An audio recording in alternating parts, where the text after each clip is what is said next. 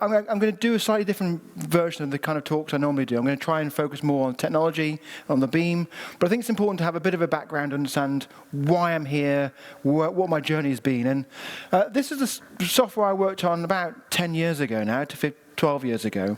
And it's a piece of software that allowed me to, and my brother-in-law, Jonathan, to live code music. And this is not a new thing. This is something that's been around for a long time. In fact, Ada Lovelace talked about the machines that she was working on with Charles Babbage as something that could potentially create music of our dreams.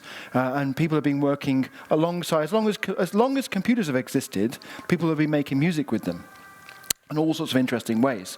But here, this is me doing my thing, because I went to a conference like this, and there was an after party. It was pretty cool, and it was like a lot of Java programmers, and they asked before the conference who can play an instrument, and so someone put their hand up and said, I can play drums, someone played guitar, someone sang, and they formed a Java mega band. And they were up on stage, but they were pretty good.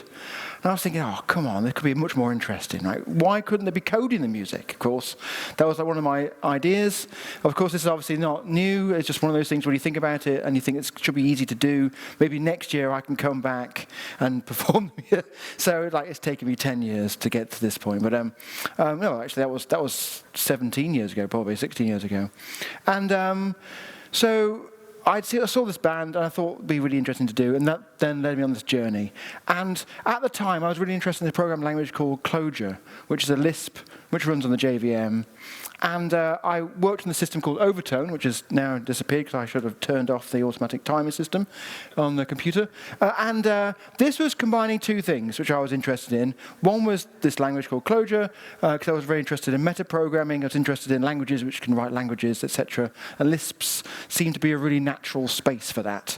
And I was also interested in a system called SuperCollider, which is kind of like Nginx or Apache, but for sound synthesis rather than serving HTTP requests. So way more interesting, I think. And so this combination allowed me to create the system along with a friend called Jeff Rose, and we worked on it for quite a few years. And I started performing with this. In fact, I created a band. I was totally into the Emacs at the time, so I made a website which looked like the Emacs I was using, and described us. And I did loads of gigs and stuff. It was super fun. And I mean, there was some fun things. I did a gig in the UK at an arts festival, which is pretty crazy. Like, why is a programmer at an arts festival? So I started having to wear T-shirts that said "program" on it to tell people what I was actually doing. But I did this gig, and it got reviewed in a magazine. It was crazy. And I read this review. It's like, oh, that's very nice. They've written some nice things about the music I was making. And apparently I was referencing some artists I never even heard of. That's great, I'll have that. And then at the end of the thing, they said, great visuals. I'm like, oh.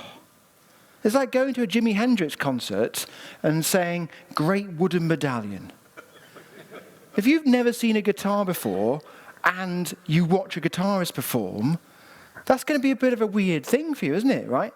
And so, but obviously the thing is about with traditional instruments is we have this embodied relationship with the fact that we've all held guitars, most of us have got fingers and hands, and so there's a relationship between you and the performer through the fact that you've got similar bodies and you've held the similar objects. You can perceive their virtuosity.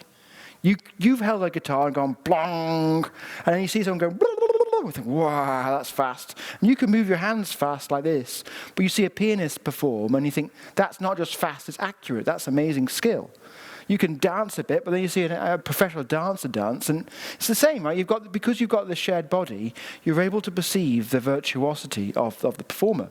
Whereas with the code, I mean, no one understood what the hell I was doing and what me and my brother-in-law were doing, to the extent where the actual instrument, the interface of the instrument, the code, which we were projecting on the screen, so the users, the performance, so the audience could see what we were doing. I was like, this is really cool. They'll be able to understand, and I'll be able to read the code and stuff. Of course, great visuals means that reviewer had no idea. They thought we were perhaps just playing a video of some Matrix-style coding to go along with the music. And this got even worse in the sense that as I was doing this stuff with this, I was using this Clojure language, I was using Emacs, I was using really cool shader stuff, and it looked wicked. But people came up to me and said, how do you set up your Emacs like that? And I'm like, ooh, that's a good question. So I ended up making my own like Emacs config and releasing it online so people could download it. So if they wanted to do the weird music thing I was doing. And it was funny because I then got invited to deliver a Clojure workshop at a large, what was it? It was a telecommunications company. And they had like a whole room of Clojure programmers all using my weird Emacs setup. I'm like, this is for like weird music stuff, and you're like building professional code with it. So, but the thing was then, I was focused on building a system for liveness. I was very interested in all the feedback, and so I got it all doing all the crazy auto-completions, and it looked pretty cool. But this was a problem that only strange programmers like you could pick up the stuff I was doing and have a chance of doing similar things, and then only if they dedicated themselves a huge amount of time. Because I gave a talk at a Clojure conference where actually these are the Clojure programmers, and they could understand what I was doing. And I remember walking down the hallway in the hotel, hearing coming out of the rooms, obviously all the people having a go. And so they were making some funny sounds with it, but none of them were able to progress further than that. And so although I was doing some fun stuff, I wasn't at a position where others could copy that. And then I was lucky enough to have a position working at the University of Cambridge, and it was the same time that the Raspberry Pi span out of the university. And they had a little, well, it was actually Broadcom who make the chips, had a very small amount of money to try and find someone who could possibly build something that could help kids learn how to code. You see, they built this really small computer that was super cheap, but it was really low powered because it was low cost. And none of the education software at the time ran on it very well. It was a bit rubbish. So people were doing all JavaScript stuff. And this thing, the original Raspberry Pi, you could hardly run JavaScript. You couldn't do YouTube. You could just about open up a web browser, but it was super slow. And so I then, I put my hand up and said, I can possibly take this weird music thing I'm working on and build something for that. And I ended up then porting all of that stuff across to Ruby. And I did that for two reasons. One is that the Clojure namespaces took 7 minutes to load on the Raspberry Pi. So that's my fault for being a crappy programmer. But also the JVM support for the Raspberry Pi was really poor, nascent at that point. It didn't even have hardware support for floating point numbers. And also schools, they don't like weird new things or even weird old things. Certainly Lisps were like a big no-no, even though Scratch, which is one of the most widely used programming languages to teach kids how to code, is a Lisp. Just instead of parentheses, you've got nice boxes, right? Kids like that. They work with it really well. And so there's some really cool stuff going on in that space with the visual programming language, which are essentially Lisps. But yeah, you had to pass the head teacher test. So the head teacher would say, what is this language? And you'd say to them, it's a Ruby. And they go, oh, I have never heard of that. I only have heard of Python and Scratch. And you say, well, Ruby's basically Python. Oh, okay.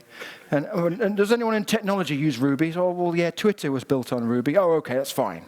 Obviously, it's no longer built on Ruby, right? But that was okay. There was a good, it passed the head teacher test. So I built this thing, which was a subset of Overtone. It was a really simple, super small version that I could go into schools and teach kids how to code, right? And this is what I had. I had 3 months in which to build a system, to find a teacher, go into a school, design a scheme of work, teach a scheme of work, and evaluate it. 3 months. Right, so you're gonna, in the 3 months, you're not gonna, like, a whole new language, right, and a whole new environment. So you're just gonna build the smallest, simplest thing you can do, right, and then do that as the shortest period of time. So the first version of Sonic Pi took me 2 weeks to build, and all it essentially did was I had a little GUI, and you write stuff in the GUI, and it was, when you press the run button, it would send the stuff to another process via standard out, into the standard in, sorry. That was a Ruby process which evaluated the code, just ran eval on it, and then did stuff which then sent sounds to the super collider. It was fun. And I should show you, actually, probably what it looks like. So let's see if I can start it up. This is what it looks like today. So this is 10 years later. But it's pretty much the same kind of process. And I'll show you some diagrams, of architectural diagrams, how it works. But you write the word play, This works great. And it makes noise, right? You can change the amplitude to be 4. Great. You can write 2 notes like this. And it does them concurrently. So in Sonic Pi, whenever you don't talk about time, everything happens simultaneously. So this is how you do chords in Sonic Pi. As I'll play note 70, note 72, note 75. So the 70 is louder than the other 2 notes. This is quite fun if you know what these numbers mean. The units of these happen to be MIDI notes. This isn't easy for the kids to work with. A lot of the stuff, and I'm happy to talk about this later on if you go for a drink or something later, and I'm super happy to chat. A lot of these design decisions are made specifically to make things easy to teach, but in a way that doesn't require the kids to know anything about music. Because if you're going to go and teach computer science, first of all, the computer science teacher probably doesn't have a computer science degree. So that's a problem. And then certainly if you say, oh, you need to understand music, they're like, no chance, right? So you've got to be the lowest barrier to entry. So that's why when you start the system, you just write the word play and you can make a note. There's nothing, imagine having to open up Emacs or open up IntelliJ or Microsoft Visual Code Studio thing, and having to create a project and get the class paths or the mix thing or whatever it is, the Rust compiler or whatever. All that stuff, right, is a lot of work. Whenever you have to bring a new person into your project and onboard them, it can take quite a long time to get them with the build system and with the system. So you've got literally, I was amazed. You go into a classroom, right, and the teacher has to try and get the kids to listen, right? So they're all spinning around on the chairs, dancing around, shouting, and the teacher's like, come on, Jimmy, stop doing this. Timothy, get off the desks. And then once they've got them quiet, the teacher, she's got like 1 or 2 sentences to actually get them excited. Like, what are your 1 or 2 sentences to get kids excited about programming? Is it open up Emacs? Is that going to work? Yeah? No. Vim, it's going to be Vim, right? No. So this was about, the approach here was to try and get the kids to have fun by making music and making some sounds. And so the quickest way to get some activity, some feedback was critical. And so the kids would go, oh, that's quite fun, and you can play around. So, but yeah, the thing about this was that you can go quickly from here to some really interesting places. Like, one thing you can do is you can modify the synthesizer. So if I use the synthesizer Prophet, sounds pretty weird, right? But actually, if I go low, and I have the release time to be like long, or have the cutoff value to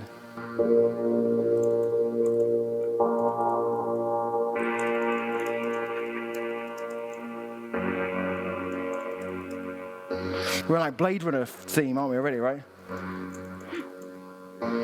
So this is all doing real-time synthesis, using Super Collider behind the scenes, using fancy mathematics to generate the sound. But the interface is really super simple. Now, obviously, every time I wanted to do a bit more than the beep, I added a bit more code. But that's the thing, right? The more control you want of a system that's your thoughts, the more you have to communicate to the system. You could come along with something which is pre-made and press play, and that's someone else's album, and it sounds amazing. But if you want it to be yours, you have to tell something what it is. You have to tell the guitar how to play. You have to tell the piano how to play.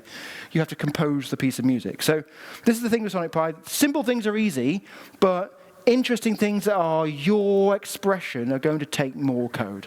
Well, there's no way around that. But one thing is, you might have noticed here already,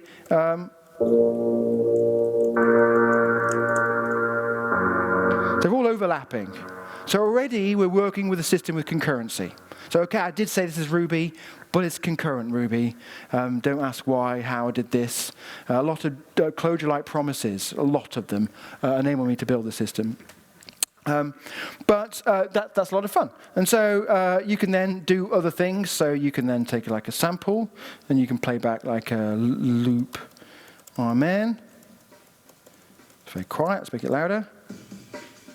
So I can play back pre-recorded sounds, so I don't have to do the real-time synthesis. I can do old school, like 80s, 90s sampling. In fact, this is the sample that Dr. Dre used on Straight Outta Compton, except he played it back at half speed and rapped on top. Maybe if I can make this a bit louder. There we are. And then in the UK, we've got played it a bit faster and did this kind of drum and bassy stuff, right? What was really fun, though, is that kids would get pretty quickly, let's not do that, let's do this, into a point where they could do things. Oh, I wanted them to be able to, before I get to that, do interesting things with this, like without adding more complexity. The other thing was, like, as the kids got more interested in the music, they would always ask more questions. And I wanted them to be able to do those musical things, but in a way that didn't get in the way of the computer science lesson. So I wanted ways I can go to the kids and say, you can try that, and the teacher wouldn't know. And even if the teacher did know, wouldn't realize, it was actually sort of cool stuff. And so we've already done options like changing the amplitude, changing the rate. But one thing I wanted to do was like emulate how people could take these kind of samples and do cool stuff, like chop them up into small bits and rearrange them in different orders. This Amen break is spawned whole genres of dance music where people did exactly that. And they're still doing it today. Like drum and bass is still a massive thing, and it takes samples like that, often this particular one, and does interesting things. So how do I do that without being really complicated? Well, I thought about treating it as a list where you could sort of index through each individual drum hit in the sample and work through it all like this. So this is quite fun. And that's the rate 2. Let's go to the rate 1. Here we are. So this is doing like automatic feature detection on the sample, finding all the energy points where it goes from low energy to high energy, which is usually a drum hit, and then finding all those points and then returning a cache of those values. And then on set 5 just says, give me the start and end points of the 6th energy point in the sample. Which then means I can do things like create a loop and sleep for a short amount of time and repeat that. Or I can repeat this one. Or I can complete this one. Or I can pass actually a cheeky lambda, which actually does me picks one randomly. It's fun, right? So now I'm in this, like I'm getting some interesting place. Now this is the kids would do this, right? And they would write another loop like this, and they would play like a sample, bass drum house, sleep for half a beat, end like this. And let's put this one at the beginning for effect, because hopefully you all know what's going to happen when I run this code. This is like a good interview question, right? What's going to happen when you run this code? And actually, this is a good point. So when you want to learn Sonic Pi, which all of you will do, I'm sure, the way to learn it is to write code and then look at it and read it before you press the run button and see if you can guess what it's going to be like. And you're going to be wrong, because you haven't yet understood. Have you got a question? Is it going to be a 4/4 beat? That sound? Oh, yeah, but that's not. There's a more interesting problem that actually is lurking massively. Look at the code. Imagine what it's going to sound like, and then play it, and then be wrong, and then just keep tweaking it, and then after about a year, hopefully, you'll get to the point where you've built a cognitive model of the execution semantics of the system, and at that point, you can do the magic thing, which is then hear sounds and then know what code to write. And that's when you're in the beautiful spot where you can improvise. So look at that code. We've got the drums, kick drum. The bass drum is like a kick drum. We've got the Amen break. Let's play them at the same time. Oh. So hopefully you've all passed your interview question. Hopefully you've all were able to perceive that was going to happen. Because what is this? We've got a single threaded program, right? We get to the top loop, and we stay there forever. We never get to the second loop. That's rubbish. Sorry? We're playing at the same time. Sorry? The plays are playing the same time because I kept pressing run loads of times. So if I press run loads of times, actually, I've got loads of them running at the same time. But it's still only the top loop running loads of times. Sounded rubbish. Okay, so this is a question that I got asked time and time again. So there's this girl, she put her hand up, and she'd written code like this, and she said, how do I play the drums at the same time as the bass? I'm like, ooh, you can't, clearly, because that's not going to work. But this is the early part of the of Sonic Pi, where every lesson we would teach something, and then I would sit with the teacher and we would figure out what we're going to teach the next lesson, and I would modify the system, make the next version for the next week. So every week we had a new version of the system. So I'm like, in my head, I'm like, okay, we can't do that this week, but next week we could do that, right? So I said to the teacher, we need to teach threads. That's going to be cool. And the teacher said, sounds great. Yeah. The kids definitely want to do drums at the same time as the bass. I'm like, cool. And then she said, is it on the curriculum? I'm like, we've got data structures, algorithms. What are algorithms? No. We've got if statements, No, threads aren't on the curriculum, concurrency is not on the curriculum. So I went to this child, I went to her and said, I'm terribly sorry. If you want to play the drums at the same time as the bass, you're going to have to wait till you're 18. Because when you're 18, then you can go to university, and they'll teach it to you there, right? You go to Peter's class, right, and he'll teach us loads of concurrency, I'm sure, right? But I'm sorry. And the thing was, right, you can laugh now, and it's quite funny in hindsight, but it was tragic. Because this girl switched off. That she'd lost interest. Like, what kind of crappy system is this? Music system that doesn't let me play the drums at the same time as the bass. It's obviously not useful. It's obviously just a toy. I'm not interested. And she just looked out the window. Question? I'm missing something. Superclider is concurrent, isn't it? He said he's missing something super concurrent. Yeah. Can't you just put line 8 to line 4? Could I not put line 8 to line 4? Oh, yes, I could, of course, right? Right? But it's not the same timing. So the question was, could I not insert them together? But they're not. I wanted one to spin fast and the other one to spin slowly, right? Yeah. So it's not going to work. So this is a point where I had to get my thinking cap on because I clearly wanted. You got a question, Peter? Yes. He said it's very easy. All you need to do is get the code and knit it together single-threadedly so it works, which you clearly could do, right? But it's not cognitively simple. Yeah, the cognitive semantics are much more complex. And kids wrote this code, literally wrote this code, and expected it to work. And so this was something that I wanted to be able to work. So, sorry? Parallelism is superfluous, like we don't need it. It's superfluous. Well, exactly. It's not on the curriculum, right? So you shouldn't teach it. And a lot of what Sonic Pi was about, actually, is about, although it was initially to teach computer science, it turned out that actually the real challenge was how do you engage the children? How do you get them to stay interested? And so this is enough to teach functions and to teach sequencing and to teach it. There's all enough there, right? We just sprinkle in some of the Ruby stuff and you're there, right? But they're not interested. Whereas the drum at the same time and the bass, they are. And I'll show you in a moment that there are performers around the world today using this system, performing in huge venues. And when you see those people, you think, I want to be that. Who's she called? Oh, she's called DJ Dave. She plays in New York. She's playing in a huge venue. Okay, what is she doing? She's writing code. What system is she using? Sonic Pi. Oh, well, I'm going to learn that. What does that mean, code? I'm going to learn how to code. It's not like you must learn to code because it's on the curriculum. It's, I want to learn the guitar because I've seen Taylor Swift. I want to learn the guitar because I've seen Jimi Hendrix, and I want to do that. And so there are going to be some people like us, weird people, who want to learn how to guitar because they want to make guitars. But they're a small, tiny majority of the people in the world. And I'm interested in not just reaching out to you people to talk about the excitement of code, because you're already pretty excited about code. You've all traveled for miles to come here, right, to talk about code. I'm interested as well to talk about to everybody else and how to have that conversation. How do we get them started? How do we get them talking to each other at parties? And so playing the drums at the same time as the bass seems pretty fundamental to that. So I invented this thing called, sorry, I don't know if I invented it, but I just did this thing called a live loop, and you just give it a name. And there's this one called bar, and now it works. So I'd say to the teachers now, in Sonic Pi, loops are called live loops. It just sounds cool. It's musical. And they're like, cool. It's on the curriculum, loops, done. And like, it's got concurrency in there, you know, but they don't know that. Notice also, what is concurrency? Concurrency is two things running simultaneously, right? And if you had a band which was concurrent, would that be good enough? Well, it depends. If you're in a free jazz band, yes, right? So everyone's like doing their random stuff, you know, playing. But actually what you often want you to do, you want the band to play in time, not just at the same time. So notice how these threads are in time. And they will be forever, right? So there's a lot of interesting scheduling going on in the background to make that stuff happen. But also, whilst this is running, I can comment this one out.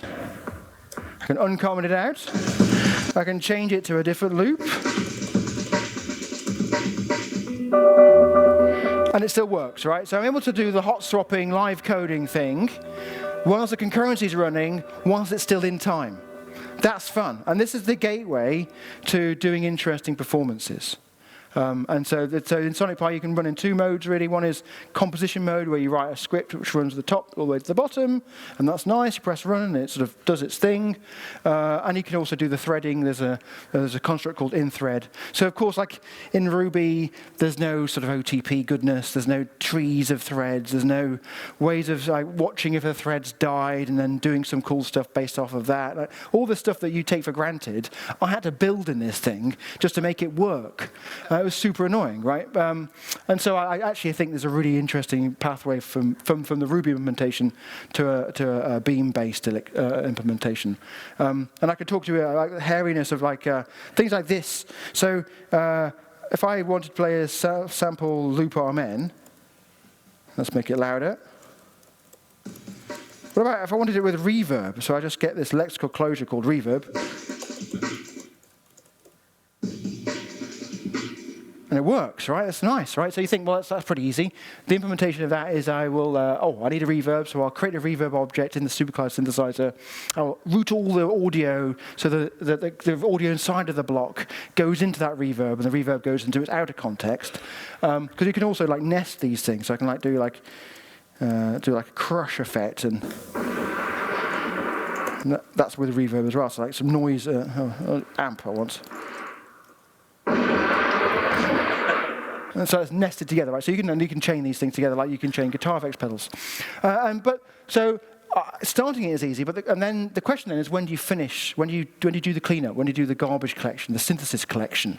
Because you need to know when that electrical closure has completed its execution. Well, that's easy to figure out because you can just see when it's finished. But it's actually generating asynchronous messages to the synthesizer, and that sample might take a minute to play.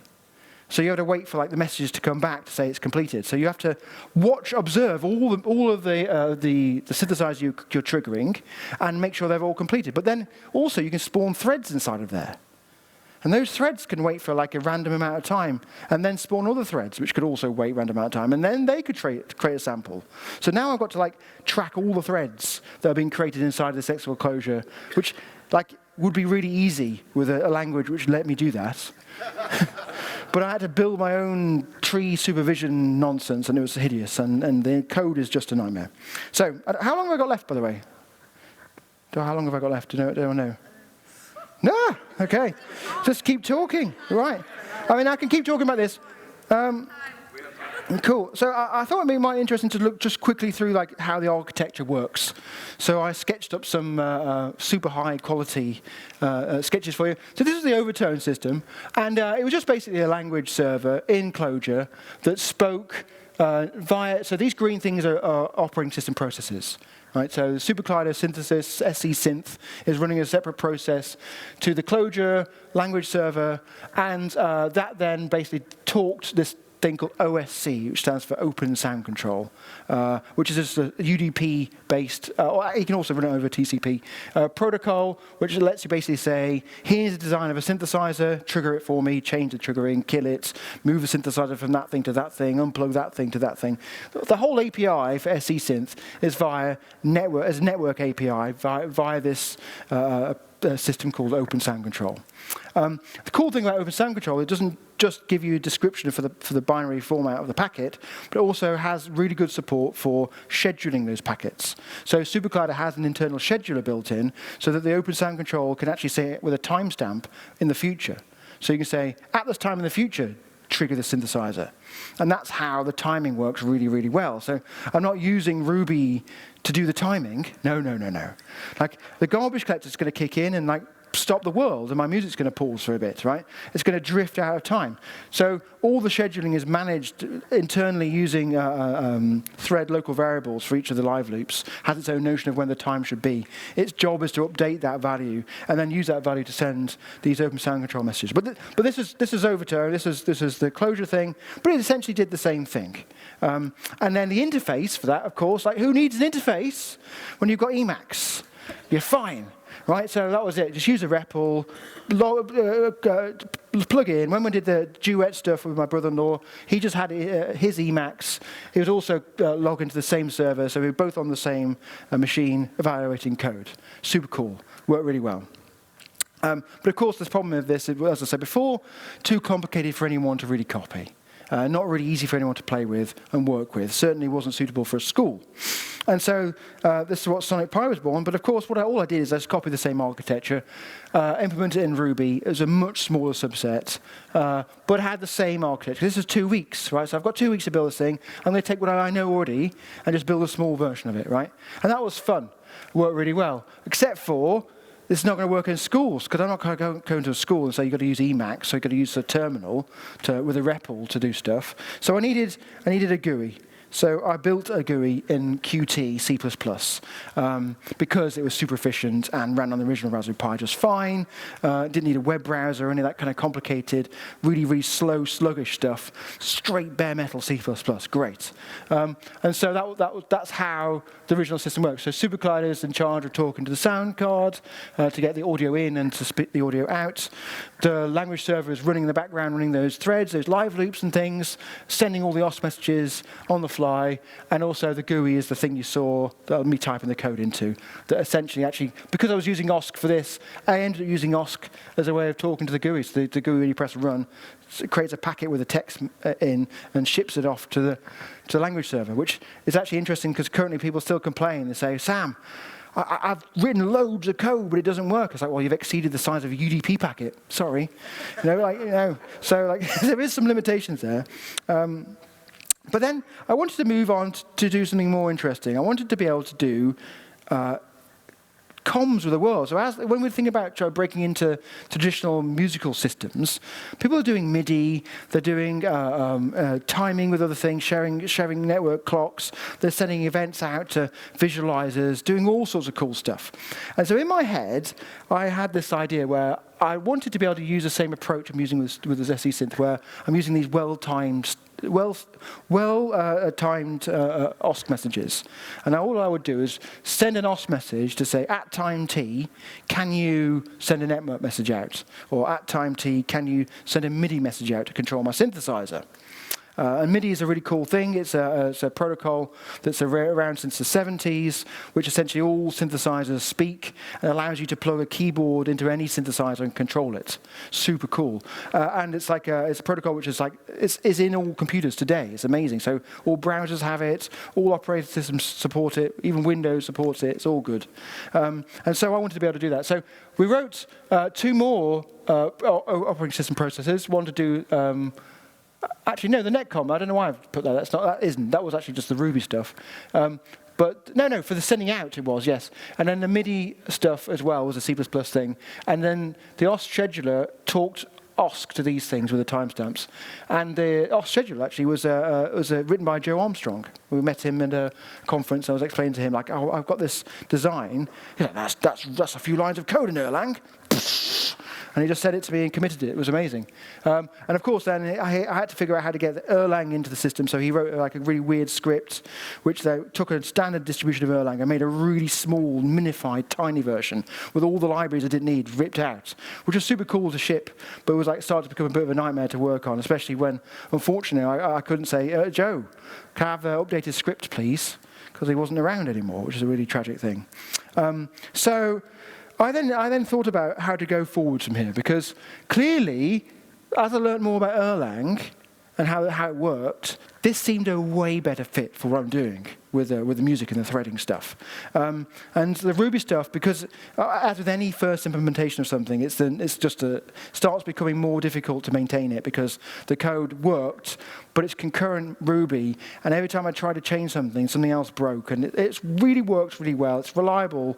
I don't want to mess with it. So it's definitely time for an actual full rewrite, but probably with a better language. So the next thing I did was think about how to actually go in this direction. So what we've done now is the MIDI and link stuff. Well, MIDI and the comm stuff are NIFs. Well, actually, the comms is just Erlang, can just talk out comms. The MIDI is NIF, and we've got this cool thing called link, which lets you actually do shared network metronome stuff, which means that we could all open our laptops now, if we all had Sonic Pi, if we all on the same network, we'd all actually share a metronome and be able to jam in time with each other.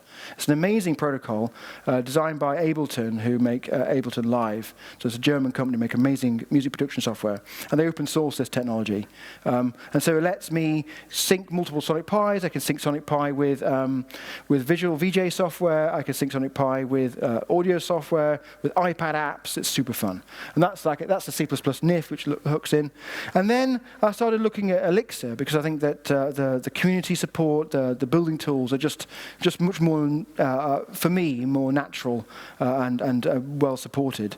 And so I ended up then building what I'm calling now Tau, because obviously Tau is a better Pi,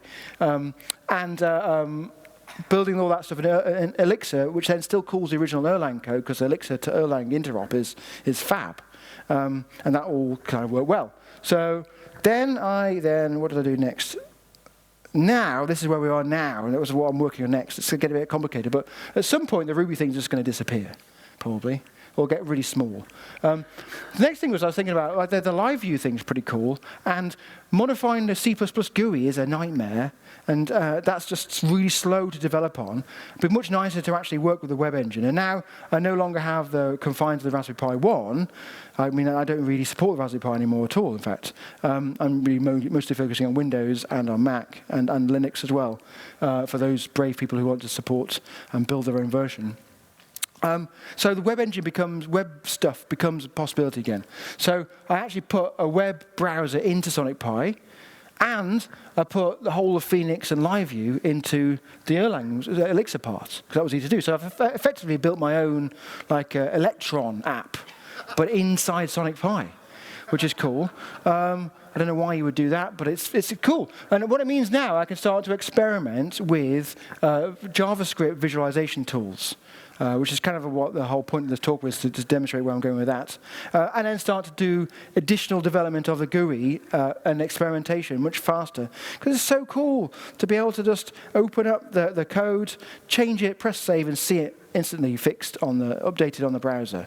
And that's just a nice environment. Whereas with the C++ stuff, every time I wanted to change to see if that little widget was too far to the left, I wanted to move it to the right, I had to compile the whole thing. It was a nightmare. And if I wanted to change it, see if my color thing was right, I had to compile the whole thing. I ended up having to write a code which did a live updating of things, but just so I could actually develop the GUI fast. It was a nightmare. So moving to the web engine seems a really cool thing. So I thought I'd show you a demonstration of that. So have in here, I have, there it is running. And this is running the latest visual software, which is this thing called Hydra. Now, Hydra is a really cool visual environment. It's a bit like Super Collider, but for visual. It's made by a lady called Olivia Jack. She's super cool. And this is a really nice system because it allows you to write simple code, and it compiles down to GSL shaders. And here it is running live in the browser. And you can see like a whole bunch of different things you can see. So we're going to find one we like. And then if I close this, I can see the code that is used to make that, and I can then write Hydra in here and see that same code in Sonic Pi. So what I'm doing there is I'm taking this string, sending it to Elixir, which is then doing some munging because of the way that these JavaScript things run. Like, this is assuming, this JavaScript code I'm evaluating is assuming it's on the top level of JavaScript, but it's not, because I've actually got a little square running there, which is another visualization system. So I want to be able to layer and composite these things together. That's p5.js, processing.js. And so I'm running this in its own little namespace, so I have to actually take all the code and modify it as if it was in the namespace. But anyway, doing some cool stuff with the code and shipping it to the browser. And what's fun about this is you get some really cool stuff for free, right? So I can just open up another browser here. So like there's another browser, which is running connected to the same. So this is an external browser, a standard browser. So where's Sonic Pi? That's there. Let's make this small again, so we can get them at the same time. And if I run my code, you see it update in the browser.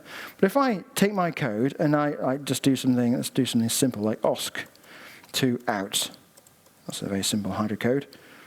Updates them both at the same time. This is the beauty of Phoenix Live View. gives you this for free. The fact that multiple things, because these are just different users on the website, they've all got WebSocket connections going to the same server, which is actually running inside the app. I don't need a network connection for this. I don't need to be on the Wi-Fi for this. So when I go and do a gig in a nightclub that doesn't have Wi-Fi, totally works.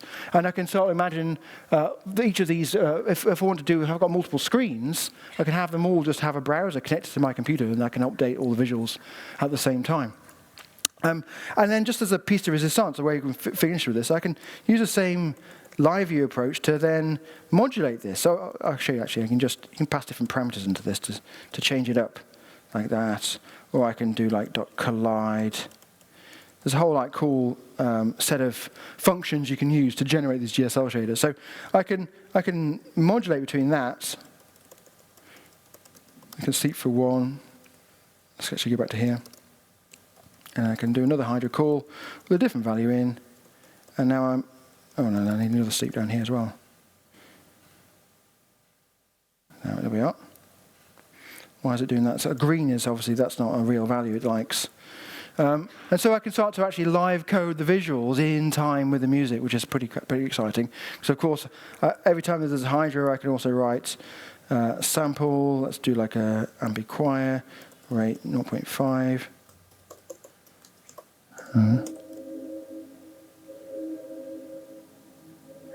Now we're starting to build something where the visuals can be synced inside with the music, which is pretty fun. So yeah, that's really what I want to show you. Like where I'm at now with this is the ability to be able to inside Sonic Pi call and manipulate a web browser viewer through the Beam and the Elixir, and I think that's really got a lot of potential. So this could be literally any live view app. Could be here. So if any of you fancy making something cool for me to put in there, great, let's get involved. It's just I made it as natural as to Elixir programs as possible. So you can just clone the website. If you want to do the MIDI stuff and the link stuff, then you need to do a bit of building the NIFs, which is a bit of CMake-y things. If that scares you, then I can help you with that. But in general, everything is just pure Elixir Erlang stuff. And so I would really appreciate if anyone wants to help, get involved. And before I finish, it's really important to point out that this really wouldn't be possible without support from everybody. So I developed this completely open source and free. It's important to give all this away to the kids to lower the barrier to entry for creative experiences with code. So one of those barriers is complexity. So this is as simple as possible. One of them is cost. This is free. One of them is cost of hardware. This runs on PC, runs on a Mac, and it also runs on a Raspberry Pi. So I'm funded by people from Patreon, but actually last year some really wonderful companies, Dashbit, Lembic, and Yworks sponsored me. So it's really important to mention those. And also Lars from Underlord, who's here now, also sponsored one of my keynotes, which is really kind. So if any of you have got organizations that would like to help and see the work I'm doing is important, please do get in contact, because without that support, this is obviously will all just fizzle away and die. So thank you to everyone who's sponsored me in any way, including on Patreon, which is a website where if you want to give me like $1 a month, and that works really well, because I've had funding before from organizations which was really great, and then suddenly it's been pulled, and then I'm in a really tricky situation. So actually having lots of people give me a very small amount works really, really well. And I think this is interestingly a model for a lot of artists that are really struggling at the moment. They're all trying to get 1 million views on Spotify and on Facebook, on YouTube. And that only a few artists are ever going to get that level of viewership to be able to make any kind of money for those revenue models.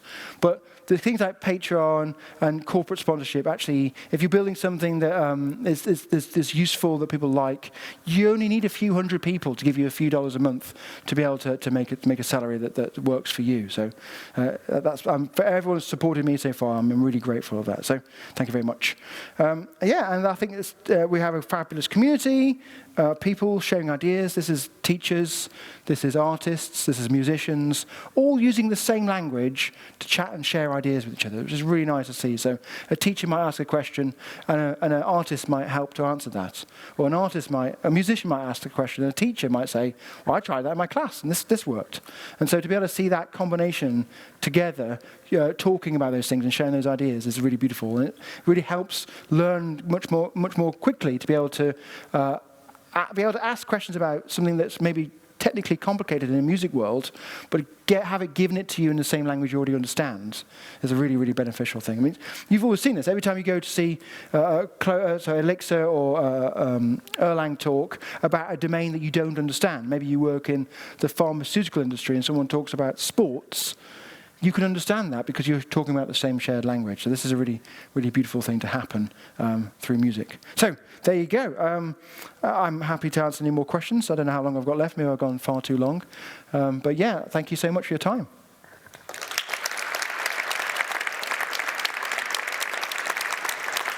Thank you so much, Sam. And this is truly inspirational. We have a question over there. I'm going to run. Yeah.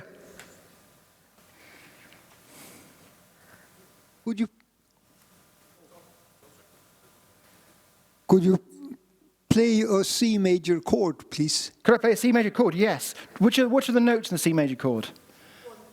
Oh, well, so you can, if you know them, that's great. Yeah, or you can, so I've got support for chords, of course, right? So C3 minor. You want major? Yeah. And then, oh, have I got some, where have I, oh, major. There we are. Or octave 4. There you go. So these are, the chords are just immutable data structures. It's just a list, a vector, because obviously chords don't change, so it's immutable.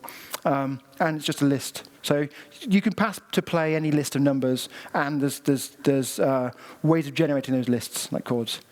Yes. Just out of curiosity, can you put that together with the display bit you've got down the bottom? Could I put it together with the display? In what way, Robert? So when the display changes, I get a chord? Oh, yes, of course. Or two, or something. Yeah. So, yeah, I mean, where is the code for... Oh, wait, let's see if I can recover that rather than have to type it again. Yeah, so there we go. And then I can switch between major and minor, for example. Is that cool?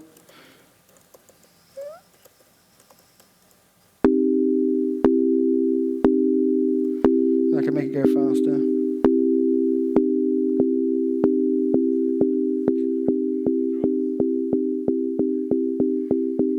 Yeah, there we go. Yes, that's using this link metronome. So if we're all playing together, we'd all get faster and faster, which would be super fun.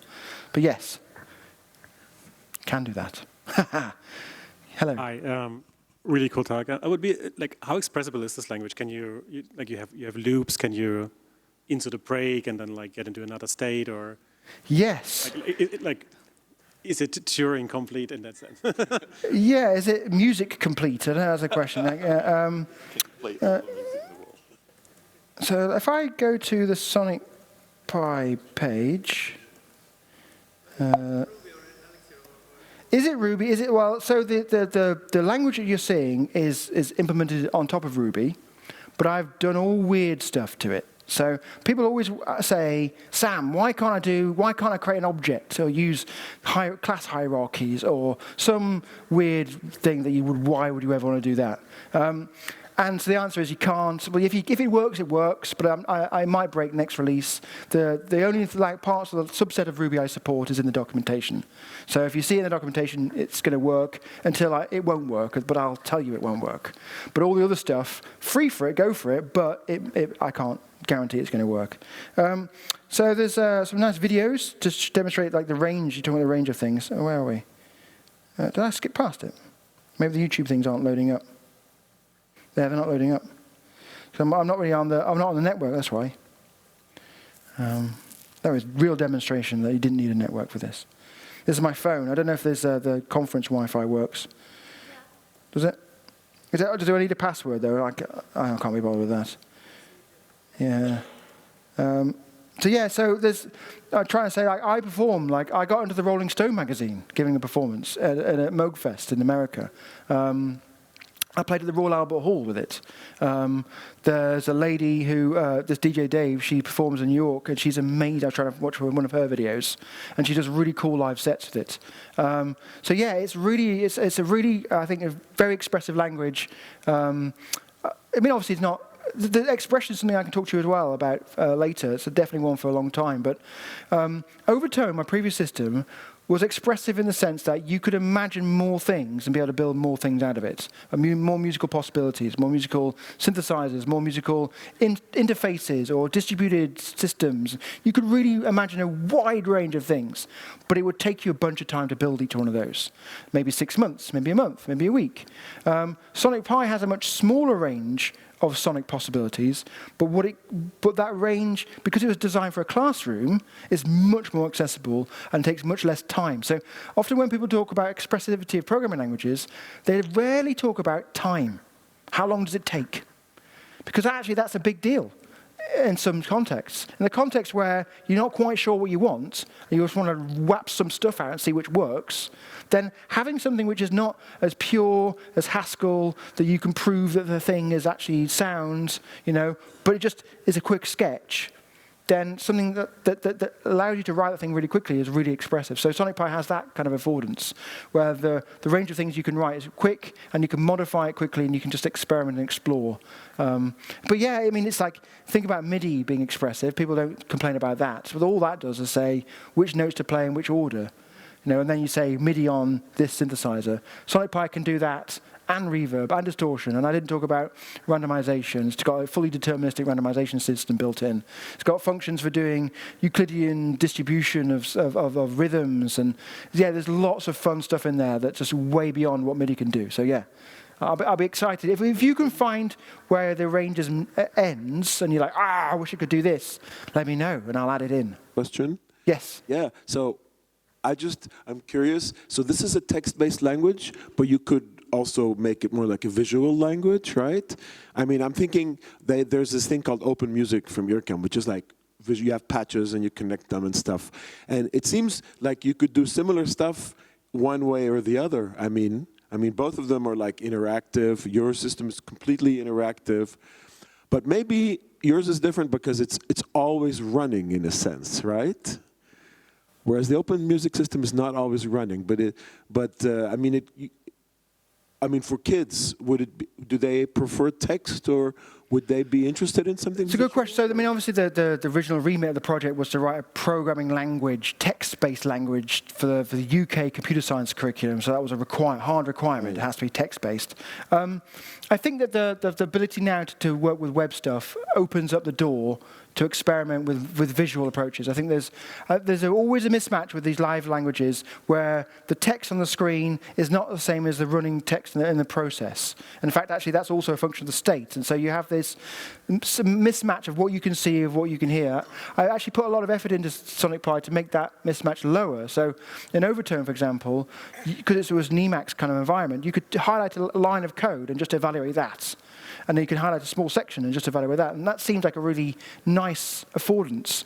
But actually what it means is whilst you're performing, you write a bunch of code, and it's like, I haven't quite finished that. And if I finish this bit of code, it's going to sound good, but it's already boring, so I need to change something else. So you skip to the end of the file, change something else, then skip around. And what you end up with is lots of broken bits of code because you only need to evaluate bits of it. And so with Sonic Pi, actually, you evaluate the whole buffer every time. And that seems like a limitation, but it actually helps the audience because there's no broken code in the system. So yeah. Yes? Have you worked collaborative with the same super collider server?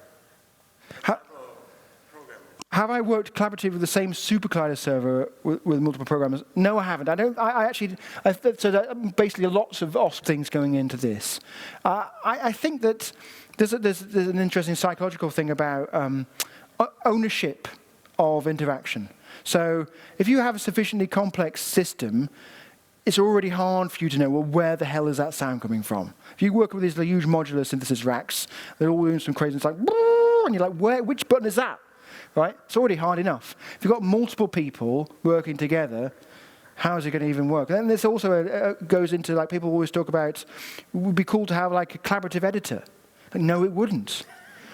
Right? Because I've written a bass line, and in my head, cognitively, I can perceive that loop going around. You can go in and mess it up, right? And it sounds different now. It may sound cool, but my cognitive model is now totally mismatched from the reality. And then it becomes even more of a nightmare to figure out who owns the sound, when not only can we all create sound at the same time, but we can all modify each other's models of what's executing. So it just becomes cognitive, like as a band, really hard. So what might seem a good computer science affordance might not turn into a good affordance for an instrument. So I'm much more interested in actually having the link thing, which I was showing before, I talked about, which allows the synchronized music to play at the same time. So we all have our own isolated interfaces, that we have control of our own instruments, but then with the network comms and with the link shared things, we can then start to create a network conversation. Like, in this piece of music, we might want to change it to be chaotic to simple, or we might want to change the key, or we might want to for that composition, you might have a particular set of changes you want to do, and then you would describe the protocol for that, and then you would send the messages to coordinate those things. And I think that's much more easier to work with than it is for everyone just to get in and just mess around. Like, can you imagine like 10 people playing the piano at the same time and somebody also inside the piano stretching the strings and someone detuning the piano at the same time? It'd be great, but... I think it would be a nice thing to try out, but it's more of a collaborative thing to listen to each other, to Yeah. small things. So I'm totally up for, so there's co-located jamming and distributed jamming, the two things I want to make possible. So I've got the co-located jamming down, I think, by just having a shared timing system and a way to send messages to each other over the network. The distributed jamming, that's what I'm working on next. And that allows people in different countries to be able to play together. And that's part of the reason why everything's deterministic. So you can start to send partial programs to be executed on their machines and know that they're going to hear the same thing you expect them to be able to hear. That kind of stuff. Be really fun. Yeah. And to answer your question also, Peter, about the visual language as well, that Sonic Pi just turns into, this is probably a good way to end, actually all it really is a really well-coordinated time-state system.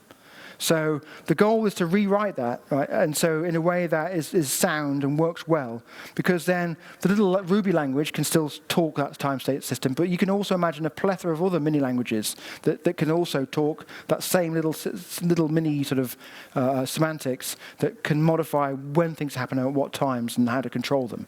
And so I think I'm not just imagining visual languages, but a whole bunch of interesting text-based languages where this particular style of language is really suited for that particular style of music, rather than one for everything. Yes, Robert? Those different languages then generate the same stuff. Yes, precisely. Okay, so it's just different ways to see. Well, those languages generate the same stuff Robert's saying. Yes, absolutely. So they'll all talk this. There's a subset of in the language of the Ruby thing, which is actually coordinating what messages to send to Super Collider at a higher level and when to send them. And so it's control of that system, but also there's interesting point where you want to do things like coordinate stuff. You want to say, when this button's pressed, play this sound, or when I send you this message from my process to your process, then you trigger something. And so that all currently works by, I've got like a weird tuple space, which it isn't just about saying get value foo, which allows you to do coordinated access of data, but it also has the idea of time baked in. So you say, get me value foo at time t, and it'll actually keep the time series of each foo, each bar, and that's really nice for being able to collaborate together in a way that is deterministic, because it means that I could access values that maybe have been clobbered by traditional tuple space that I still need access to, because maybe my thread's running a little bit behind, or it's doing some analysis or something that might want to happen afterwards or whatever. But this tuple space is really also useful for the synchronization stuff. So I can say, when someone modifies this value, then trigger me, do some interesting thing. Or when 3 things to modify this, do something. Or, yeah. Okay. It's quite useful. Thank you. Final question. Yeah, more like from educational perspective, when you have a class sitting looking at you at your big screen, or how do you introduce it? And it's like it's blank editor, and you type something to get them started. But just to steer the creativity, do you have like a library of music styles, like bass line, drum line, like some melody, so you can? So in the documentation, there's a whole bunch of examples. So that you can work with. So acid sounds, drum breaks, trom bikes. So let's do the trom bikes.